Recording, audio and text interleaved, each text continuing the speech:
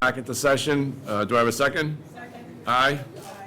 All right, Brian, I think you guys need to roll call yourselves in. Yep, so I'm gonna open zoning board of appeals meeting for July 14th, 2025. Brian Murphy present. Larry Keane, present.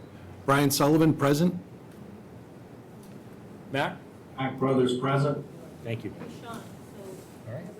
All right, so I guess this is a second study done on the bridle trail, if I'm correct? Yes. So you, ZBA, it's my understanding, talking to you, Brian, is that the second study was put together by a previous select board that paid for it all, and you felt it would be appropriate for the select board to be updated, and if they had anything to say on it, as well as the general public in regards to this second study, what they found, to potentially ease the fears of those in regards to the 40B development that's being built fairly close to our aquifer, the water source for the It's on town. top. So for me saying that, I will let you take it from here, and you can give the overview and the information to everybody. So we had this, what happened is that we had run out of time on the initial study, because we wanted to study not just the subject property, but the area around it, to make sure that whatever was being studied was equalized by saying, okay, we have a photograph here, this is what could happen, but this is what also could happen if you include a larger portion of the area. So what happened is we ran out of time, and then, stuff got in the way. We finally got this done in February, and we've just been waiting to present it. So Mark Kaufman and Anne Marie Tuberville are on from Environmental Partners, and we have Ed Pesci out there who did the engineering, Pesci Engineering, who did our engineering for the town. And I would let, Mark, would you like to just kind of go through the screening like we did at the meeting? I'll give Oh, a sure. little introduction. Sure, and thank you, then Anne Marie. I'll turn it over to Mark, because he did most of the work and did an awesome job. So I just want to give a little introduction and background so we can put it all into context. So next slide. Yeah, who's leading the slides here? I was gonna ask that. What's that? IT has it. IT does? Okay, and I'm not sure that they have your intro slide. Okay. So you'd like us to do it verbally. So, yeah, I'll just, can I share? Yeah, Is there a share screen that you can do? Let them. Yeah, I think I can. yeah, hold on. Everybody, you want me to do it? Since I'll be connect you. Yeah, Sharon's not turned on. Yeah, because I have added slides at the end, so. Okay.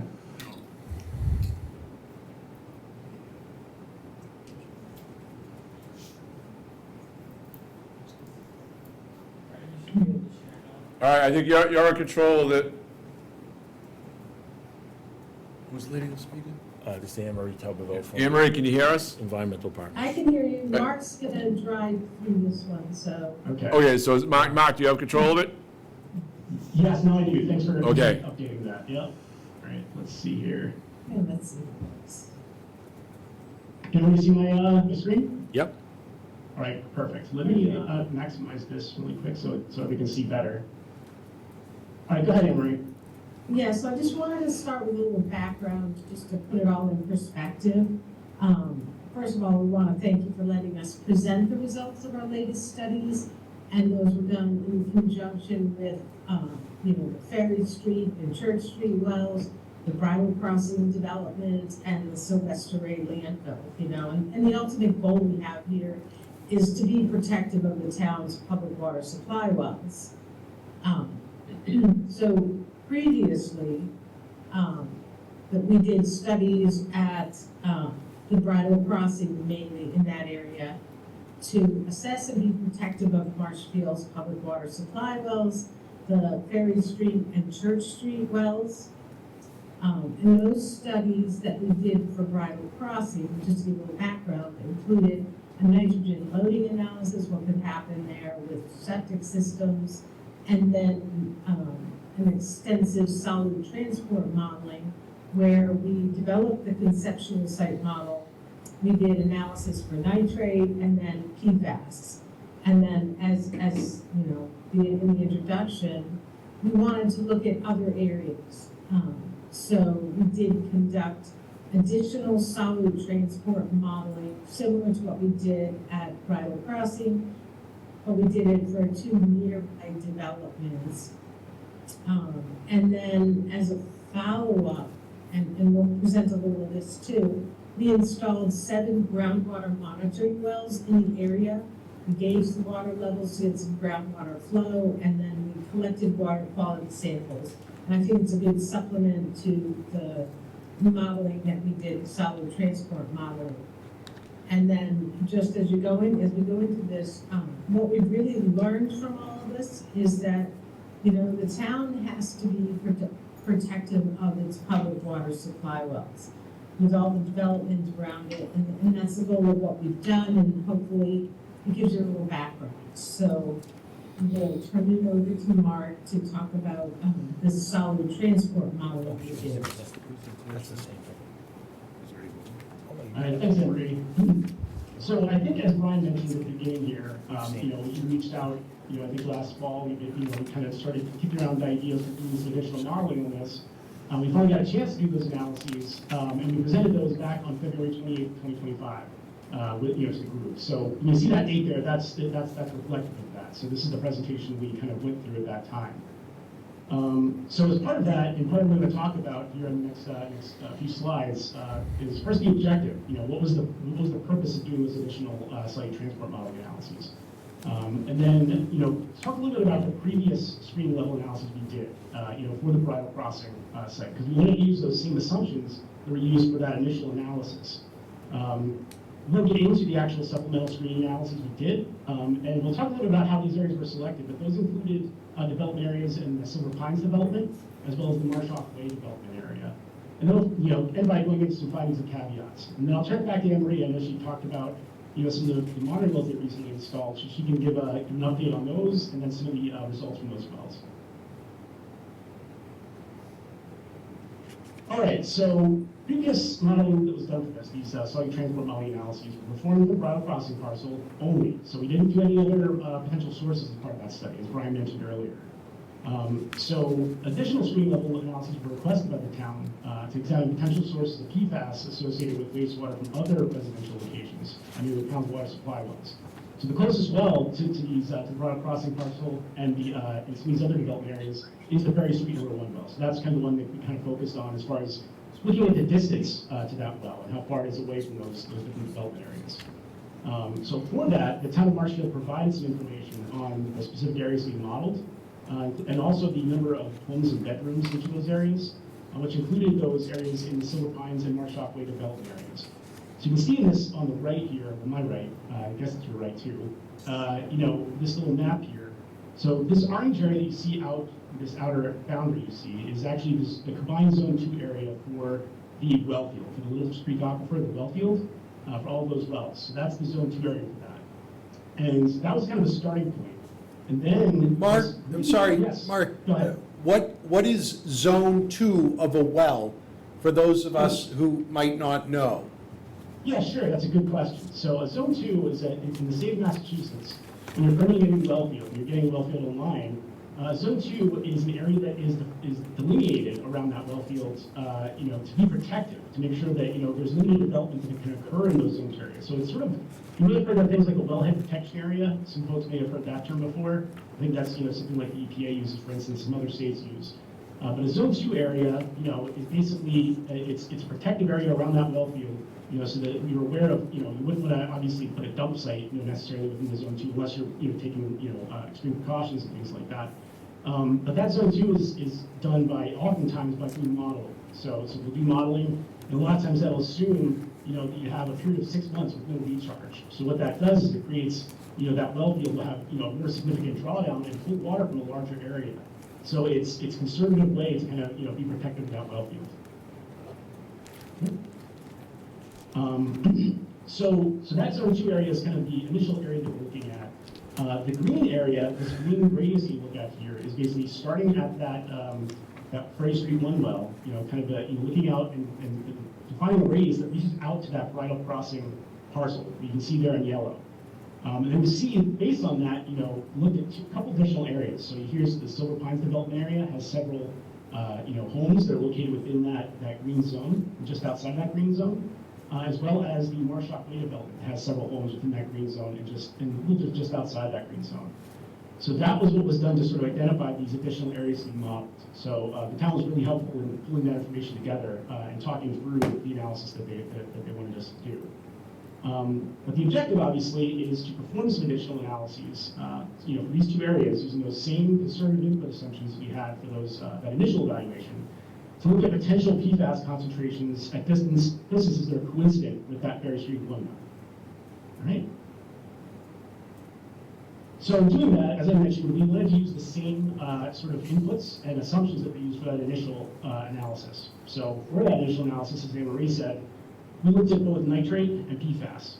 So the idea was to use a sort of a very conservative analysis, sort of almost like a worst case scenario analysis, especially for nitrate. So the idea is if you have these conservative assumptions and you don't really have a problem with the well fields, it indicates that you're probably good to go. And that was definitely the case for nitrate.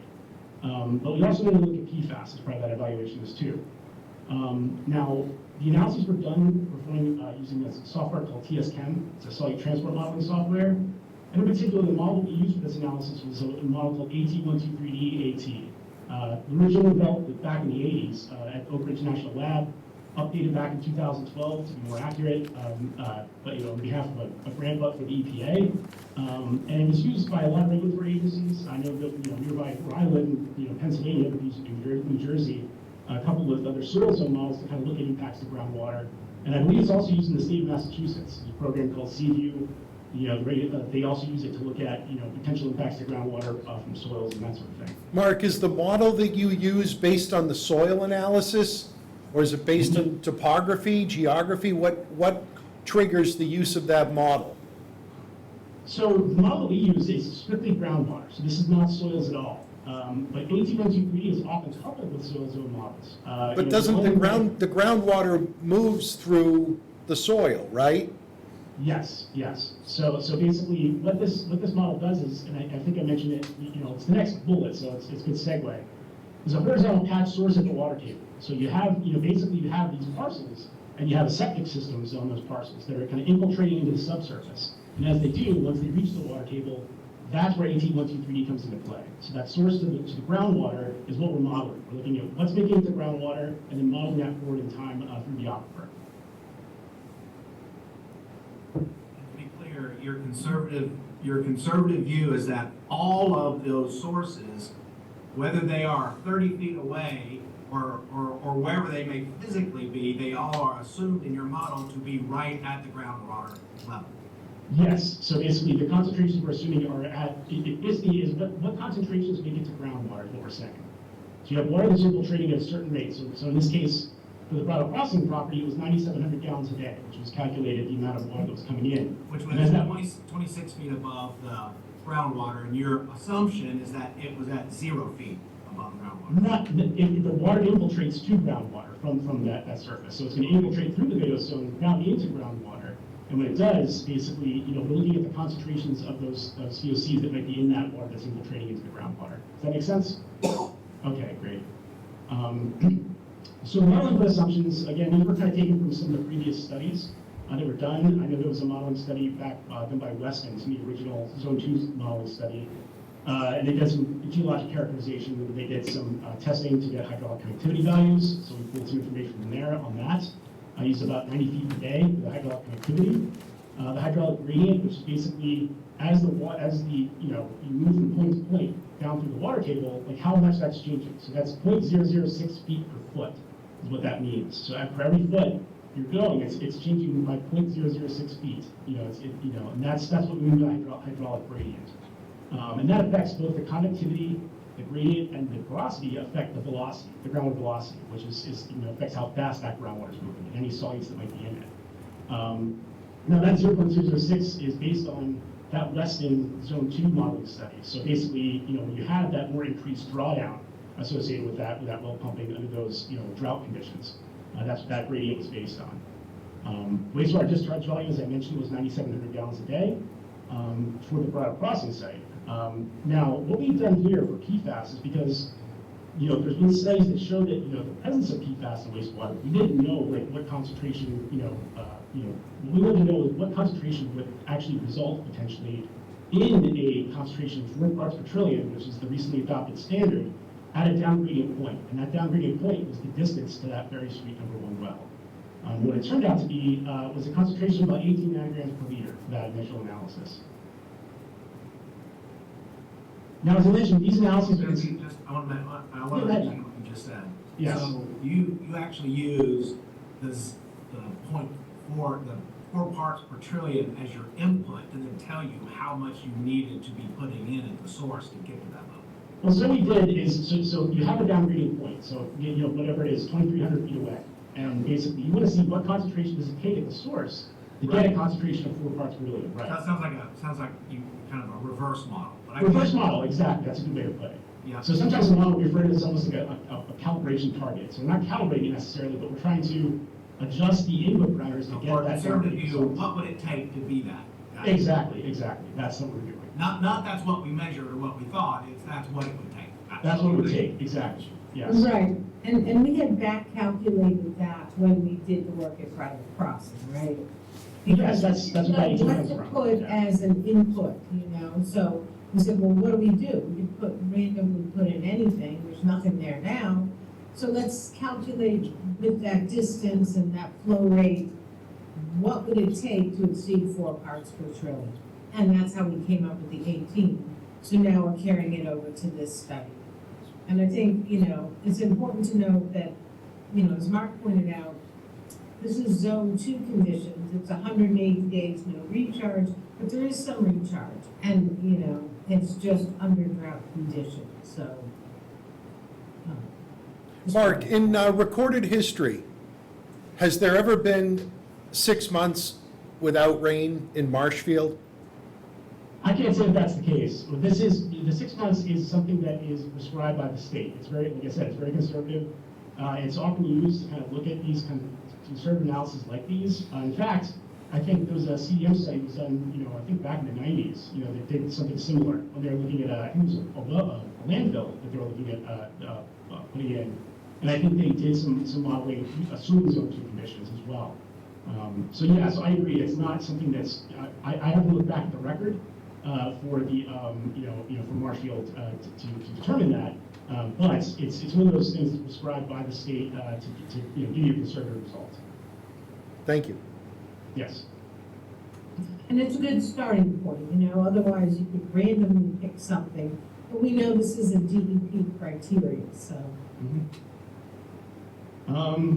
It also assumes no degradation, no retardation as it moves to the aquifer. Now, this is conservative for sure, but I think in a lot of studies you see for PFAS, that's a common assumption because I think it doesn't, there's still a lot of research going on to look at the latent transport of PFAS in aquifers.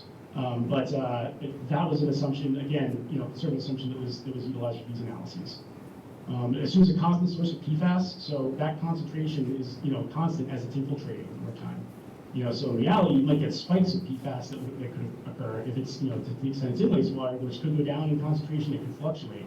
But for these analyses, we assume a constant concentration source. It also assumes no attenuation of PFAS in the saturated zone. So basically, as you have that water that's infiltrating through the unsaturated zone like we talked about, some of that PFAS can sorb onto the soils. And one of the unique things about PFAS actually is it has a unique property where it actually sorbs right at the air-water interface. So it has some unique properties, and actually they're in the process of developing new modeling tools to be able to do that actually, because it's a unique compound, it doesn't behave like other compounds. But again, for these purposes, we assume no attenuation of that PFAS in the unsaturated zone. And finally, go ahead. And you could have a lot higher concentrations right at that air-water interface. Yes. So if your wells are drawing in that water, it could be higher. Right. And then lastly, these do not take into account potential mixing of clean water at the wellhead. So if you can see that graphic down at the bottom there, so basically what those red lines represent is a sort of a capture zone for a well. So you have a pumping well that's pulling in water from an area. You might have seen some of these kind of capture zones. If you've seen a zone 2 study before, you might have seen something similar to that. But you can see that basically, if you have a groundwater plume, it's going to pull in the potentially contaminated water from that plume, but it's also going to pull in clean water. So as it does that, that's going to dilute those concentrations as well. So this analysis doesn't take into account that potential mixing. So basically, the bottom line is, it's using very conservative assumptions, and the concentrations that we come up with here, the concentrations, you might not see that at the well gate. So is that not taking into account the potential mixing? Is that a choice you made, or is that just part of? No, it's a simplification of the model. The way these solid transport models work, it doesn't account for that. So basically, we can only look at concentrations of point down gradient.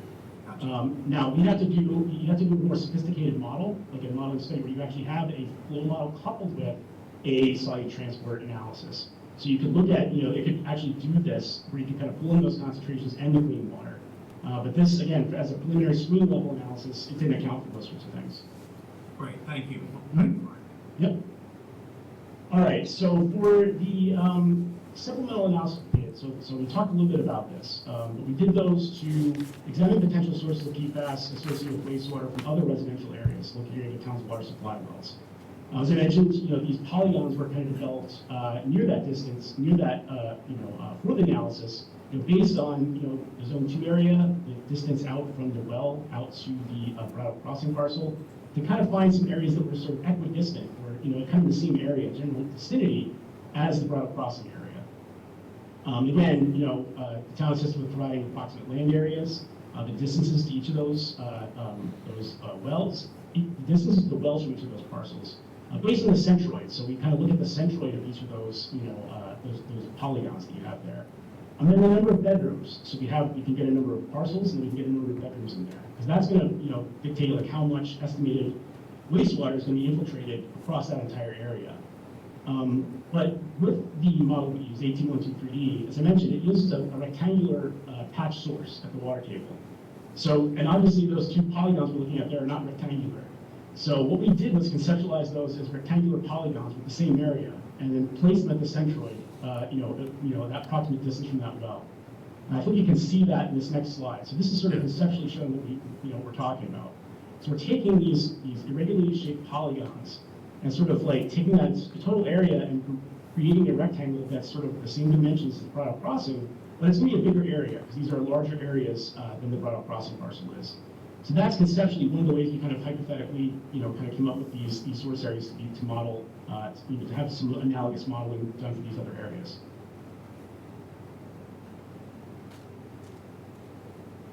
Again, we use the same input parameters that we use for the Brattle Crossing PFAS analyses. The only differences, obviously, are going to be the source dimensions. I just talked about that. So you're going to have these bigger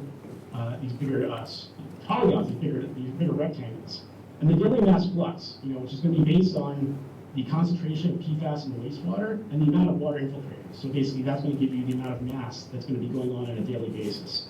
So that's going to be different, for each of those locations that we're modeling. And this is just sort of an overview of the input parameters that were used for those analyses.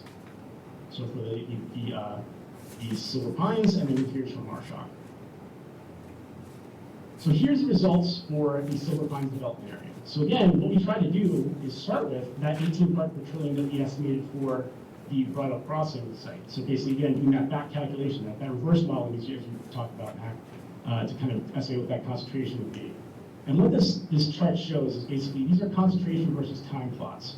Okay, so you have this blue line right here and this is, down here you have time in days, and this is the concentration in nanograms per liter. The red line, the blue line represents about 10 feet ground gradient from the source boundary. So we have this source that's kind of infiltrating, so that's right down gradient from your source. This red line represents a location that's coincident with the Ferry Street 1 well. So it's about 1,903 feet from that source centroid location. So we can look at the model and get a sense of what those concentrations are at those 2 points. So you can see at our down gradient location, the concentration gets up to about 10 nanograms per liter. But then when we look at the location that's coincident with the Ferry Street 1 well, you can see that it exceeds 4 nanograms per liter after about 3.25 years. So you can kind of see that concentration. There's nothing there that about 500 days, you can kind of see how it starts to ramp up. And then at about 3 1/4 years, that's when it starts to exceed that 4 parts per trillion. And what you see here is, you see how these level off? It basically reaches a stable condition at that point. So the flume is not gonna, it's, the mass that's being introduced into the aquifer is, is creating this flume, and it can't go any longer than that. So basically at that concentration. Now, if you increase the concentrations, yes, it could. But, it's what we call a stable condition. output when you have a standard constant input. Exactly. So that's a good way to put it. All right. And this is another way to look at it. So this is sort of a, plume diagram. That kind of shows that, this, you can kind of see like where the source area is located in this approximate area, this rectangle, and it creates this sort of groundwater plume that kind of extends down gradient. And this is the 4 parts per trillion line that we just talked about. And this is, you have the plume that's central to that polygon, and then this, distance, 1,900 feet, down to that distance, that we talked about earlier. So it's another way to kind of look at it visually. Now, these are the results for the Marshfield Way development area. So for this one, basically, when you plug that 18 parts per trillion in, you can see that, our down gradient boundary is a little bit lower, so it's just about 6 parts per trillion. And then for the, the distance to the Ferry Street one well, we can see that that's a little above 3 parts per trillion. So it never exceeds 4 nanograms per liter at that location. But just as we, here's a, kind of a depiction of the plume contour map of that as well. So you can kind of see that 4 parts per trillion never makes it down to that distance. But as we did for the initial analysis, what we can do then is continue that reverse modeling that we talked about. So it's kind of, okay, now we don't exceed 4 parts per trillion, but what concentration would it take to exceed 4 parts per trillion? And what that turned out to be was about 28 nanograms per liter, at that location. So when we use a 28 parts per trillion concentration source, for this polygon, you can see that yes, now we get up to around 10 right by the source boundary, and you get just above 4 parts per trillion at that distance, about 1,925 feet away. And then here you can see the plume contour map that kind of shows that distance as well. You can kind of see we have concentrations above 4 parts per trillion extending just beyond that location. And is that because there are fewer residents over there, smaller area, So that's what I was going to get to here. smaller development versus some larger development? Yeah, so basically, the way I like to think about it is, these other residential areas, although the model polygon is closer, to that Ferry Street well one location, because it's bigger, and you're having, it's almost more dilute. You kind of think about it, 'cause you have these residential areas that are more spread out. So you have this total volume that's going into this larger parcel. So think about it almost like, per square foot, like how much water is going into that per square foot area. So in these areas, you have less going in than you would in a more concentrated location, like where the Bridle Crossing is, because it's more concentrated housing. But at the same time, the differences aren't that great. You're getting concentrations that are very similar down at that distance to the well field. So that's kind of one of the reasons why we see that. And for the Marshfield, again, we saw that the model polygon at that point didn't exceed that 4 parts per trillion at once. But when we adjusted that to about 28 nanograms per liter, it did exceed at that location. So just to kind of wrap up these supplemental analyses, again, these analyses along with the previous analyses we performed, there's conservative, the conservative analyses, very conservative. It's to a direct flow path of the Ferry Street well. In reality, you can kind of see like basically the groundwater flow likely goes, some of the measured data, and Emery will talk about this in a little bit, seems to be flowing east, but as it kind of hits this till material off, as it goes out towards the east, and under the influence of that well, it may kind of angle up towards the northeast, towards the well. So we see that during some of the previous modeling studies. I mentioned the one that was done by CDM in the past. So that path, that groundwater flow path might be longer. It's likely longer than what we're assuming for this analysis. Relatively high groundwater velocity, so that's based on that gradient from the Zone 2 analysis. And I want to be clear too on that. This is not assuming like 5 years of no rain at all, but basically it is, even 6 months is pretty, extreme, as per the Mass DEP regs. But what it is basically after 6 months of no rain, what the drawdown from that well looks like. So you can imagine if you don't have a lot of rain, that well's drawdown is going to be a little bit steeper than it would be under normal conditions. So that gives you a higher groundwater velocity. So you assume that higher groundwater velocity for these based on that Zone 2 condition. No attenuation of PFAS in the saturated zone. The constant source, we talked about that. No degradation or retardation. And then again, that mixing with clean water, so it doesn't take those into account either. The other thing to mention too is, we talked about those residential areas that were modeled. We kind of, simplified those to facilitate these modeling analyses, so conceptually. So the bottom line is, although there, new data indicate that we have, PFAS present in the residential wastewater in the towns, that's making it to the town's wells. This was done back in February, but I think there might be some changes to this next parenthetical, or in groundwater in Mills Creek Aquifer, and we can talk about that in the next couple of slides.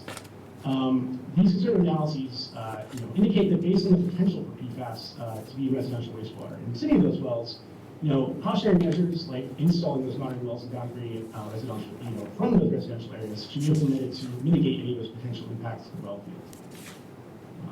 Basically, an early warning system. In other words, we call them a lot of times sentinel wells, so you can kind of, so you can kind of look at those, those concentrations, and that way you're not sort of like, you get your public water supply well hit, and you're trying to figure out where this come from. So it gives you an early warning system, essentially.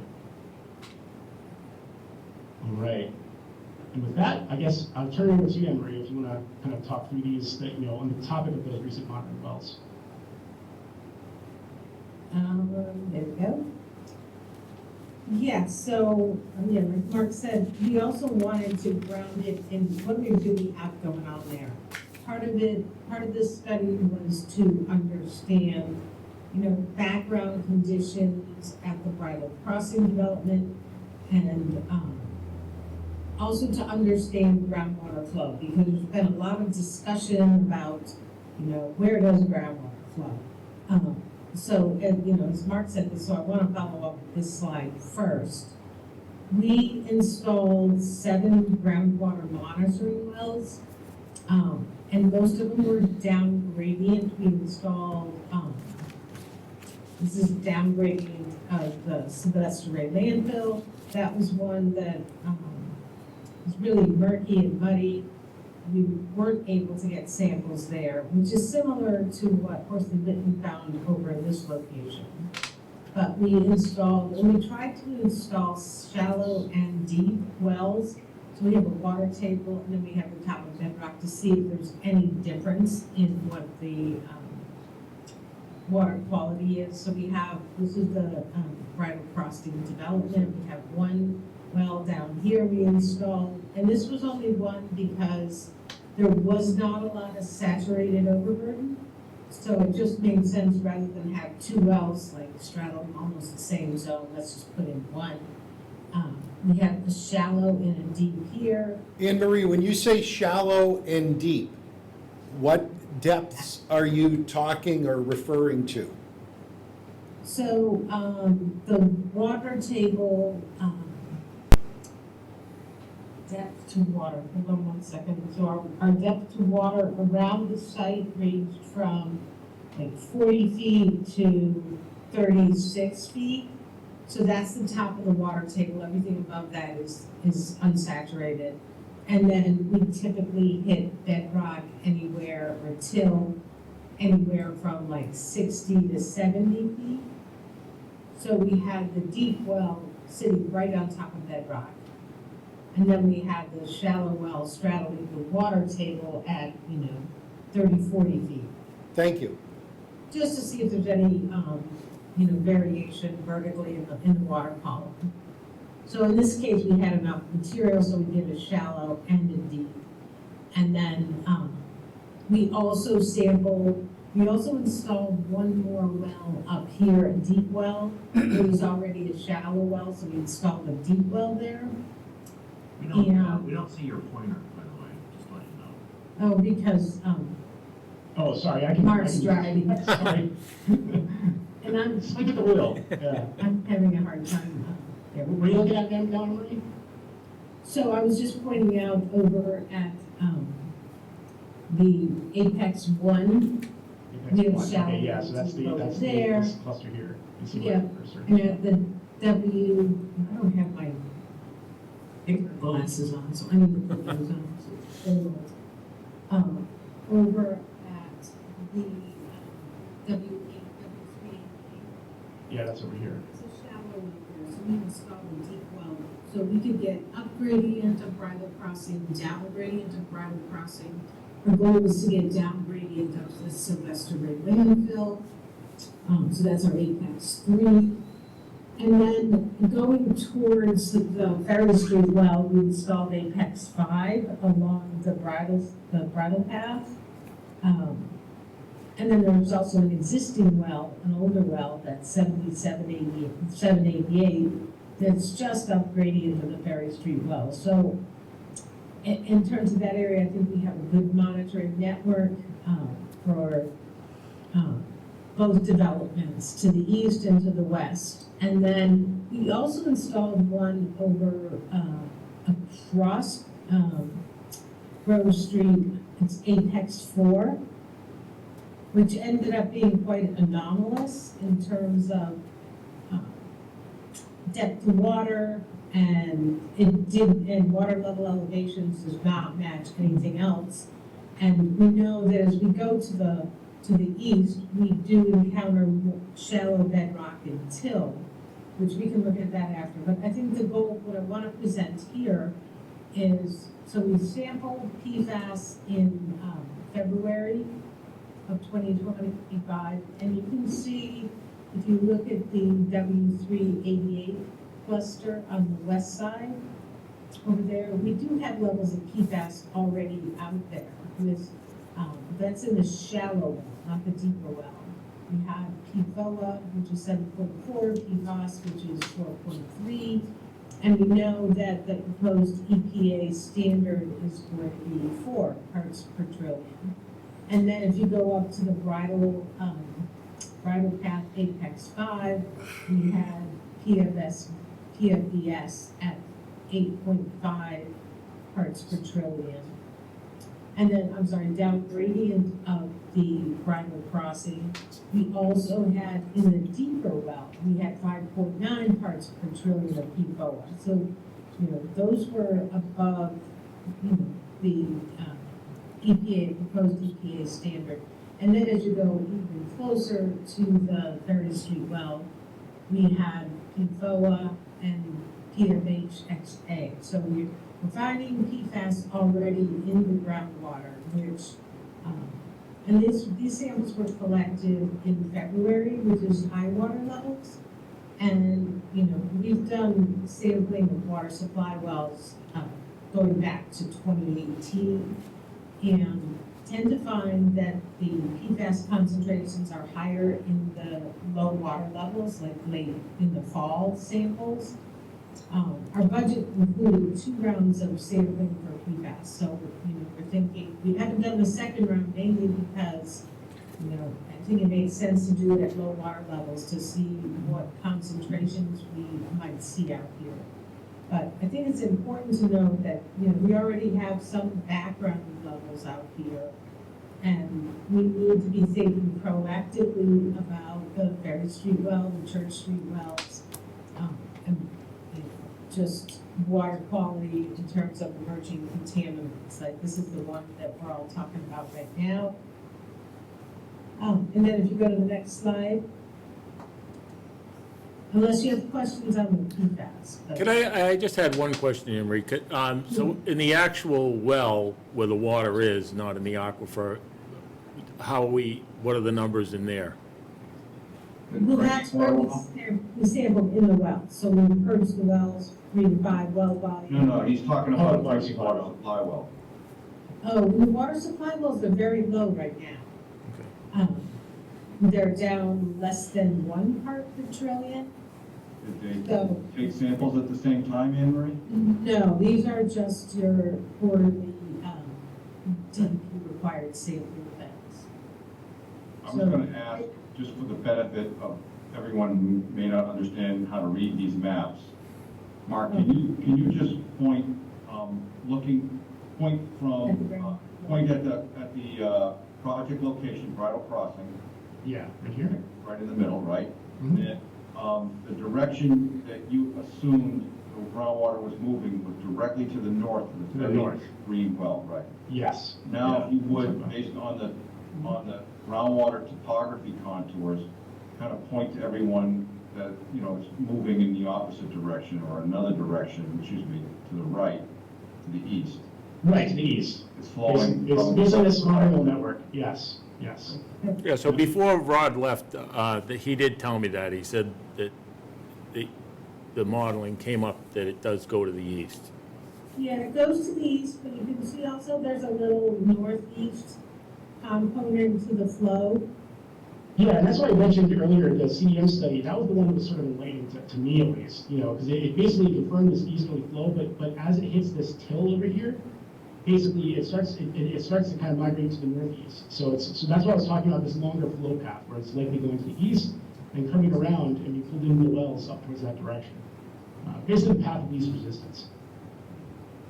Yep, and I think it was interesting to know, and we'll get to the water levels, maybe I should have started with that, but we were already talking about the PFAS. What's happening over at Apex 4, and and we could pull up the superficial, I've got the superficial geology. if you want me And to show. also, for everybody's edification, the BDL acronym here means below detection limit.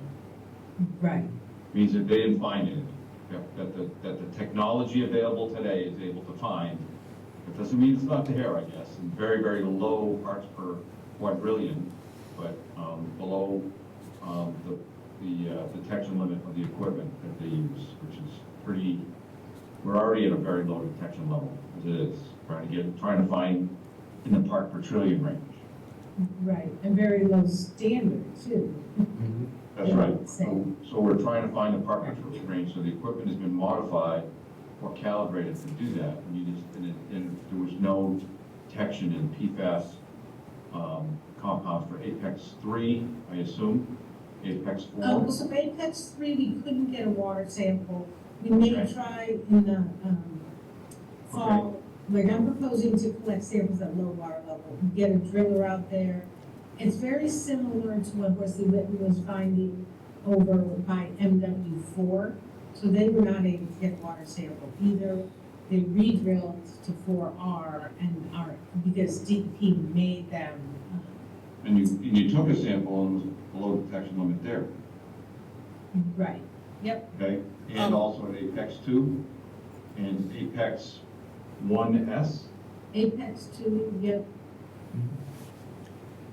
And finally, the cluster below W388S is W388D was BDL? Yeah. And I Is want to that point out, because it was lower or deeper? You're not sure, right?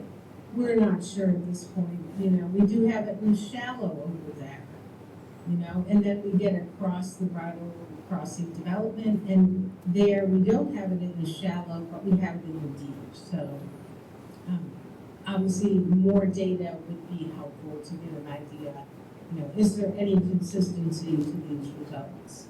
Anne Marie, well, I'll throw it out to all three of you, but in your experience, the laws have recently been changed to set an acceptable limit or not to exceed limit for PFAS on a not on a global level, but on a nationwide level. Is there a reduction in levels of PFAS that are in manufacturing? Is this now a regulated substance like, say, asbestos, where you can no longer use it? Are we going to see increased levels of PFAS and then declining levels of PFAS in the next 5 to 10 years? What is your knowledge of that or experience with that based on what you're doing every day? Right. They are removing PFAS compounds from most sources, but I believe there are still some areas where we do have PFAS, and I think you have to think about, like, if they're, and I have furniture covers, slip covers that are childproof, you know, water resistant. I think my slip covers have PFAS on them. Yeah, So I lost Scotch Guard, them. Teflon pans. Yeah, Gore-Tex, another one. Yeah, Gore-Tex.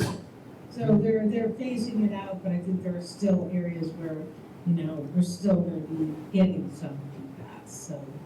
You know, some of these replacement compounds too are starting to become a concern now too. I think Gen X is one of the The ones. next compound. Yeah, that they use as these, you know, because again, anytime they say something's a miracle substance, you know, always be concerned about that. Leery. You know, because, yeah, be leery of it. But yeah, so they are phasing out, but it's going to continue to be in the system for a long time to come, especially because some of this stuff gets hung up in the soils. I talked about that air-water interface, so you can have that, you know, that potential for the continuing sources, you know, they could last, you know, in the future. Mhm. I have to say with the awareness nationwide, worldwide, I guess, but awareness nationwide, we're gonna see a lot less sources of PFAS and Oh, yeah. exposing people, a lot less, because now it's on everybody's tongue. But a forever chemical is the way they start describing it, so it will be around a while, but it certainly shouldn't increase in concentration. And there are new technologies, something called regenerative ion exchange, that the Joint Base Cape Cod Air Force Superfund cleanup program is actually using and testing on PFAS removal at a plume that they have down at the base on Cape Cod. So Yeah, and that's great for me. It's a big source of, like, there's a lot of funding going into, you know, PFAS remediation right now, new technologies, so. all over, on everybody's lips here, and certainly in the Northeast and on Cape Cod specifically, many towns are concerned about it. And I think it's a good thing to have Marshfield be concerned and take the corrective action, take the preventative action, I should say. And, you know, having these early warning sentry wells is a good idea. Yeah.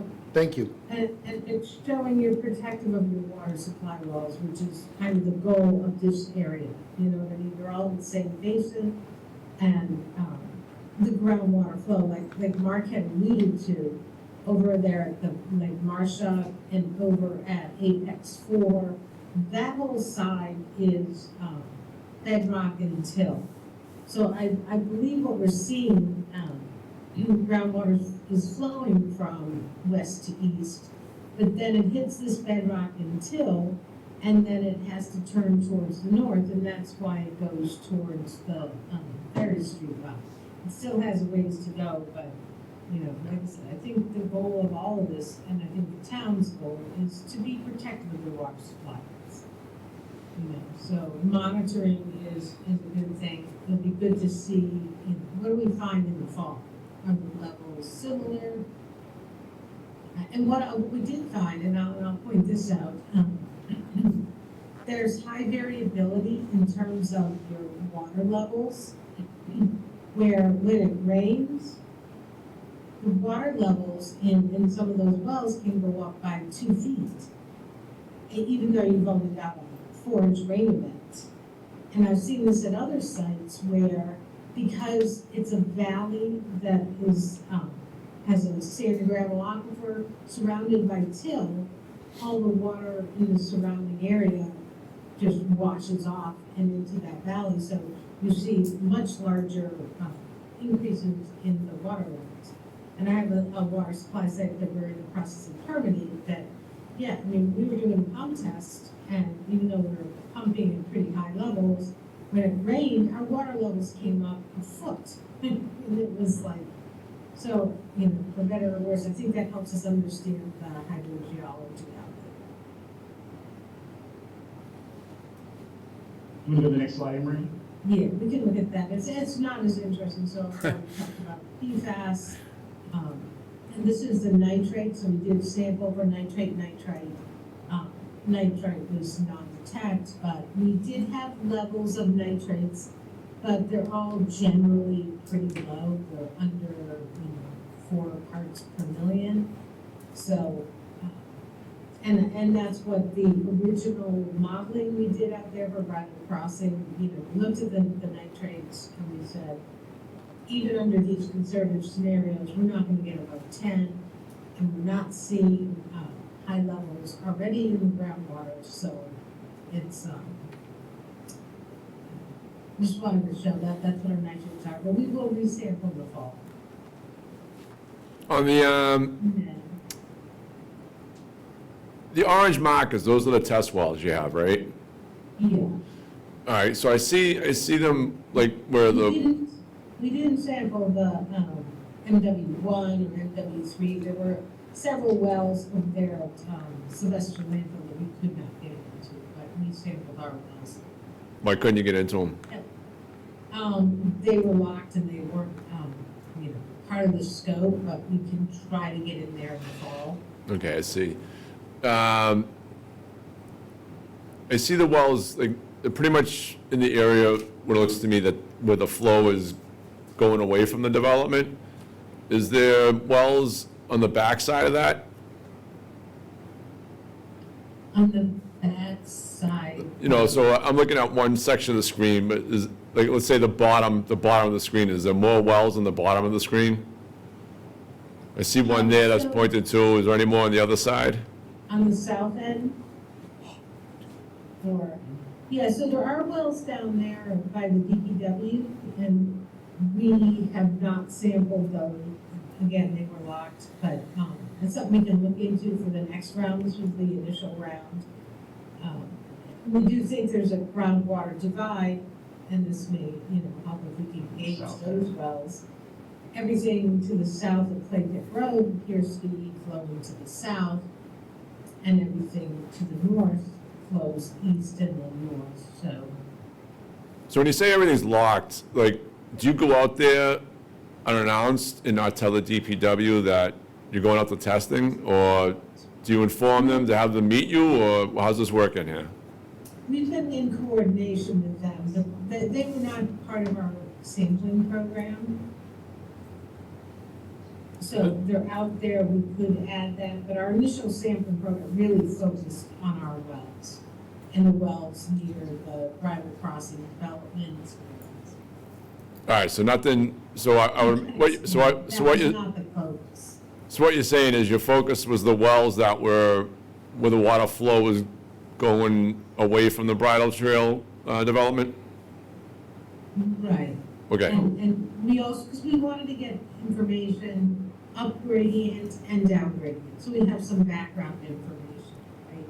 And you can see we do have trace levels of nitrates, low levels of nitrates, up gradient, which are, similar to what we have down gradient right now. So, Maybe this was an assumption I made. Let me just clarify. The apex wells are the ones you actually drilled. And the M wells and the W wells, the MW and W wells were already existing. Somebody else drilled them that you could or could not potentially have access to. Right, we did drill one of those MW, we did drill or W388D. Gotcha, okay. You It drilled was one of not those, on but the rest of yours that. are. Everything else is like that, yeah, all the Gotcha. apex were ours. And then all the rest were existing from somebody else. Yeah, and we were selective on which ones we added. All right, that helps. That helps. Like the 788, we wanted to get something going towards the Ferry Street line. Oh. And there, there's you a lot want of to- areas that we thought we would love to put a well, like up there, kind of at the northeast corner of where we, our data is, is it curving around there? What's happening right there when you get along Ferry Street? But, we had a limited number of wells we were putting in to monitor, and I think it's a pretty good proactive sampling program. Because we're looking at Silver Pines to the west, we've got Marshfield to the east. We've got the Sylvester landfill, we've got the bridle crossing. And I've talked to Rod about this, and, every time we talk, there's more places we would love to have a well, so it's a question of, and I welcome input, I welcome it, thoughts, if we want to expand the program, There's no money, there's no problem money. yeah, there you go. So can I ask, so Anne Marie, on the, so what we are looking at is, well, obviously with the new wells that we drilled and the testing that went on in there, but the fact that it's not over at the well heads, does that go in line with the fact that we believe that the water, whether it gets diluted or driven in the east direction, apparently isn't going to the well, the actual well heads that we're drawing from, because the PFAS levels are a lot lower. Well, we're not seeing it now. Well, they've been And testing for how many Obviously, they've been years? here for a long time, I understand where you're coming from, but I think my concern is, we know it's there, so I think we just need to be monitoring and, it's a clean well right now, your Ferris well, we don't want anything to happen to it, so I think that's kind of what I got out of this. Well, all three of them are clean, right? They're testing clean. Ferry 1, Yeah, Ferry Grace 2, one. and Grace Church levels, 1. yeah. Ken, do you know how long we've been testing for PFAS? No, I don't know offhand. Goes back, I mean, the first time I think people were sampling was around 2018, All right. and depended on where you were on the schedule, but that may be it. Okay, thank you. Yeah. Yeah, I don't think we've tested. Ken, could you come up and speak to the microphone, please? Ken Ryan. I don't know when we started testing for PFAS. We only started testing when we were required by the DEP. Okay, And I think that was pretty recently. that's good to know. Hold on, Ken. In regards to the comments on the wells, like they would like to see, I guess, additional ones. I mean, what's your thoughts on that?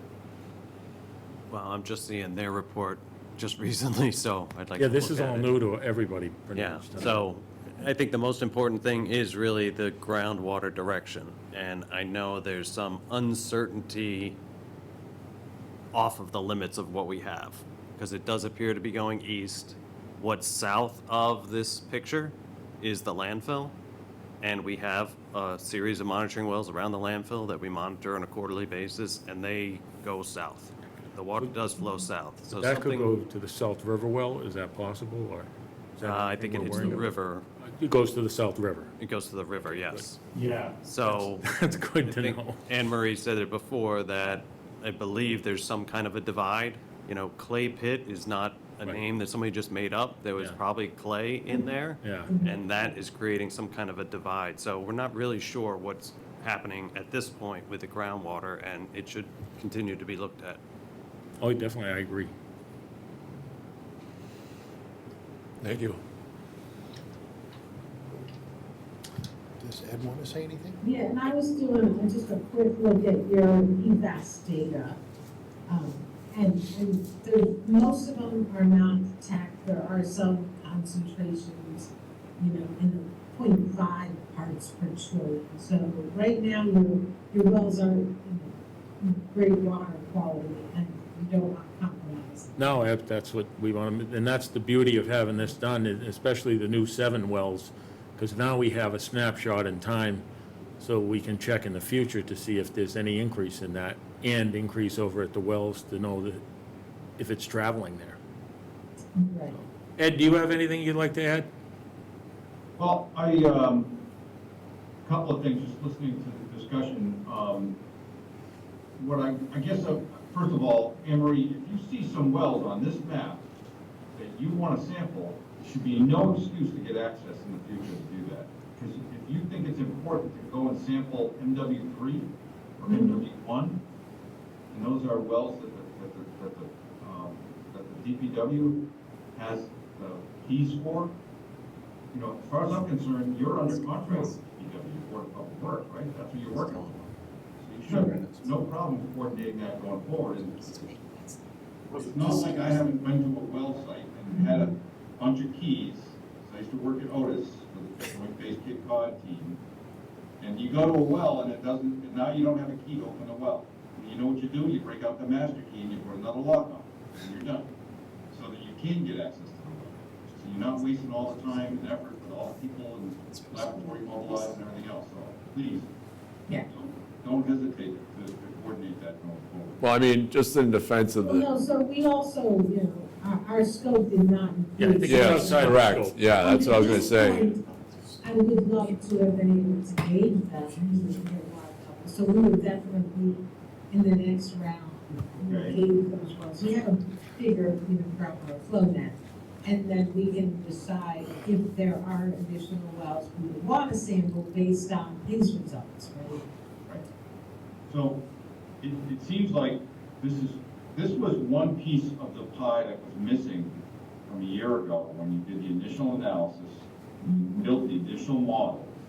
And then when we talked again in January and February, Mark and I and a few other folks started developing the Marshhawk area, Marshhawk Way area, and the Silver Pines area to look at an alternative, because the initial spring of 2024 analysis more or less claimed and pointed the finger that the development of Bridle Crossing had some potential. I'll say high potential, but that's probably not correct. Had potential. It was certainly high in many people's minds after listening to this. There was potential for contamination of the Ferry Street well, the public water supply wells. Nobody wants that. So what I was concerned about was that I felt like those assumptions you made, and I've told this before, and it's been publicly put on memorandums on public record for me, that they were too conservative, they weren't indicative of the actual field conditions, and they weren't indicative of what was happening at the well. Now, since then, we've had discussions with Mark and your team, and developed this secondary analysis with Marshhawk Way and Silver Pines, came up with some, at least, estimate of how many bedrooms were in certain areas, so that you could run that analysis. And what we see is that the analysis doesn't show that the Bridle Crossing project is any more or less, certainly not any more problematic for the groundwater condition, the groundwater estimate, that you made in the spring of 2024. That there are estimates that show at 18 nanograms at the source, you might exceed 4 nanograms at the wellhead because of the conservative assumptions. This was, I admit, better explained tonight than ever before. I think Mark wrapped his hands around it a lot better. But the one thing you were never able to do, really, is calibrate your model. You build a model, you make some assumptions, you say, doing this is what the aquifer properties are, it's doing this, and then you try to go out and grab real data in the field to get real porosity, get real gradient, groundwater gradient, get real information, calibrate your model, change that, see what the model does. Now you've got a little bit more information. This is helpful. This is really helpful. And you had asked what kind of recommendation for early warning wells, the sentinel wells. If I were on Marshfield, I want to be 2-3 years away from groundwater travel-wise, 2-3 years away from the Ferry Street well, and put a well so that you have some reaction time. Put a well, a monitoring well there to monitor for PFAS. Now I got to believe when they built those wells many years ago that there's a whole bunch of monitoring wells out there because they had to look at drawdown, right? And you're not showing that on these maps, so there's probably something out there we're not using that you don't have yet. But still, I would say that would be my first priority. Get your sentinel wells in the ground and have a system. The DPW should have a system to monitor them on a regular basis. They're already monitoring the actual well, the actual water supply well. There may be a sentinel well that I don't know about that they actually are monitoring, and I don't doubt it, they are. But that would be my next advice. But I think the bottom line for both the zoning board and the select board need to hear that we use the same model from the spring of 2024 to this spring, 2025. Use the same model, looked at some worst case assumptions, didn't want to change anything, and we showed that the Bridle Crossing project is not more harmful or threatening or problematic than the existing neighborhoods that have been there for years. So the 2 adjacent neighborhoods. We didn't go, too crazy trying to model it worse than that. Myself and Pat Brennan and Brian Murphy, we came up with 2 areas. We created small polygons, basically to create a centroid to start from. So Mark knew where to start with a flow rate and a location and a distance, so that you can start modeling from it. And I think this helps us understand that, again, that the Bridle Crossing project is not harmful than the existing neighborhoods that are there. It is certainly a good conclusion and recommendation to add more sentinel wells, be mindful of the things we should do to protect the public water supply. Absolutely. This just calls more attention to that, and I support that. Thank you. Ed, pardon me, real, Yeah. if I could, Ed, real quick, was the efficiency of these systems ever taken into consideration with these models? Like the Silver Pines, the systems, the septic systems, and the counts of bedrooms are clearly older systems than the Bridle Crossing. Was that ever No, factored into never, it? there's never, no way to assign a value to that. I mean, obviously, the septic systems that are being proposed in Bridle Crossing are what's called the best available nitrogen removal technology in the state. They're classified at that level. Well, I would add though, Ed, that the nitrate analysis, that was taken into account. The fact that it was going to get it down to 10 parts. Oh, no, that I 10 parts per agree, liter. that I agree with, Yeah. yes, correct, that I agree with. He mentioned in the Silver Pines and those areas. Oh, got it, Yeah. okay. There's just no way to know. In fact, Right. even a conservative assumption, there's probably more bedrooms. We made an assumption that every dwelling that we picked had a 3-bedroom house. It was a 3-bedroom house. There's lots more that are 4-bedroom houses. But clearly, the Bridle Crossing system would be substantially more efficient than, Correct. okay, thank you. Right, and, we do look at the private crossing and that those systems have not been documented to, deal with PFAS. And, you know, our concern there was that it's all gonna be concentrated, right? You have all those units in one area, how does that affect it? And Right. that's, I think, one of the reasons we wanted to get some sentinel wells in there. So that, you know, like we said, we want to be proactive, we want to know if anything changes and be able to react, whether it's sewer or, you know, at that point, that's the next step, what would you do? Well, I'd just like to say, I'd like to thank everybody that put all the effort into all of this, and we really have come leaps and bounds here. The new 7 wells, it's super to see that happening, and hopefully we can keep testing in the future. And the DPW's done a great job getting this done and going, and now we at least have something to base everything off in the future. And for me personally, I hope we head down the other end of town to take a look at the Webster wells and the Furnace Brook wells, because I believe they're probably a lot worse than these are. And I just hope we can get the funding to start looking into that. I know you guys need it, so I don't know how we get there, but definitely something we need. We appreciate that. Anything? Yeah, is anybody, I get some, Joe Pasevich, Wilson Road. May I get some clarification? When you talk about 7 wells, are those wells 7 deep wells, like 3 deep wells and 4 shallow wells? 7 wells, were they all deep wells, or were they 7 shallow wells? I'm not going to speak for him, Marie, but Yes. I think it's So both. in some of those cases, we hit the water table, and then within 10 feet, we hit bedrock. So those would definitely be a shallow well. Okay, so it's not like you had, The water table, it varied. So in some areas, we had a thick saturated section, and we were able to put a deep one, say at 80 feet, and then a water table at 50.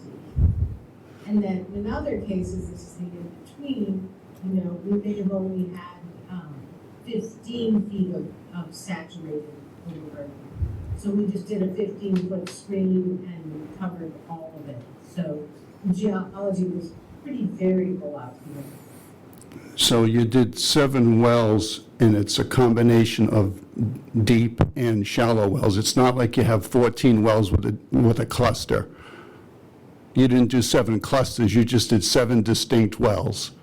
Right, they were supposed to be clusters, and when we got out there, if there wasn't enough water to do a cluster, we just did one. But we had planned on doing clusters at all. So your shallow wells straddled the existing table, and the deep well was what, a 10-foot screen at the base? Or something like that? 10-foot wells, screens to straddle the water table and account for fluctuations in water. But the deep wells were screened from where? To refusal? Yeah, To what level? we're right on top of the fusel, so Right, but what section, what length of screen did you use on those deep wells? I believe they were 10 feet, but they might have been 5, so. Okay. Did you record any vertical gradient? Did you do any analysis for vertical gradient? We do have some vertical gradient information. And was that part of the, one of the parameters in the model that you used? Or did you just assume a flat gradient? Flat gradient, so these semi-level models, it's a, one direction in one direction. So basically, Okay. so use the horizontal gradient. And you use that horizontal gradient from each polygon, each down gradient polygon face, you use that flat gradient all the way to the wellhead? All the way down to the wellhead, yeah. No variance, just triple 06 all the way to the well? Yeah, simple model, and basically that's using calculated ground velocity. So Right, gotcha. Yep. Did you input any withdrawal from the well as part of that model? No, again. So the well was essentially not, right, so the well was not pumping in your model. It was just flat, okay. Exactly. But the gradient was such that you were looking at zone 2 conditions toward the well. Yeah, but without the well actually operating. All right, there's a lot here, and I just hope that the reports are available online, because there's a lot more questions. There is. We're going to have the new piece here. We don't have that updated. We'll obviously get that from Anne Marie and Mark. And I would assume that the recommendations probably include a need for more wells, like there was a mention on the east side of aquiclude, shallow bedrock and till, which actually influences the direction of flow. And you yourself said there should be more wells in that northeast sector. That's one thing, for example. But I'll leave you one other comment. It's nice that you include marsh hawk and silver pines, and you've identified PFAS already present and impacting the well now. So I think it's a little misleading to say that the bridle crossing is no more impactful than marsh hawk or silver pines. But what bridle crossing is an addition to what's coming from silver pines and marsh hawk now. Thank you. Thank you, Joe. And I do want to give Rod some credit because he's put a lot of thought into this whole monitoring program and where we want more wells. And Rod and I would brainstorm for hours over, yeah, I'd love to see one here. Do we have access to any locations here? And, we can put together some recommendations. He was instrumental in pulling together this program. Well, he's got great history here, and we hope he's going to come back as a consultant. But I would just like to say that all three of these boards together, just let the town know we all do deeply care about this water. That's why we pushed for the extra knowledge, and thankfully the DPW has the new wells driven, and I hope we can just keep moving forward and really study our water. We're lucky right now to have the water that we have in this town. The towns around us are in trouble. So, we don't want to end up there. No, not at all. Thank you, everybody. Thank you. Great, we appreciate Thank it. you. Thank you. Anyone Good else? evening. Anyone else have anything to add? I don't have anything to add. I don't think anybody online have anything, anyone in Zoom have any questions, hand raised there, IT? No, they have not. All right, I would just say thank you to everybody. yeah, absolutely. Board and DPW, thank you guys. Thanks for having coming. us. Thanks for. Thank you. Did a great job. Appreciate it. Mark, you killed it tonight, you and Emery. Honestly, that's gotten so much clearer now. It's with the new Well, yeah, and I wish, wells. could make that more clear before. Yeah, But, well, but you that is- didn't have the time before, and now, even just between February and now with the new wells, it's made such a difference. It's a much clearer picture of what we need to do, so. It did bring it all together, Yeah. the water quality data, so. I think it's something we have to focus on as a town, and we have to be diligent about spending the money in the right direction here. Thank you, everybody. Thank you very you. much. Yep, motion to adjourn, Brian? Second. All in favor? Larry Keane, aye? Brian Sullivan, aye? Brian Murphy, aye. Mac Brothers, aye. Thank you. Thank you. For the select board, a motion to adjourn our meeting. Do I have a second? Second. Aye? Aye. Oh. Thank you. Thank you, everybody. Thank you very much for having us.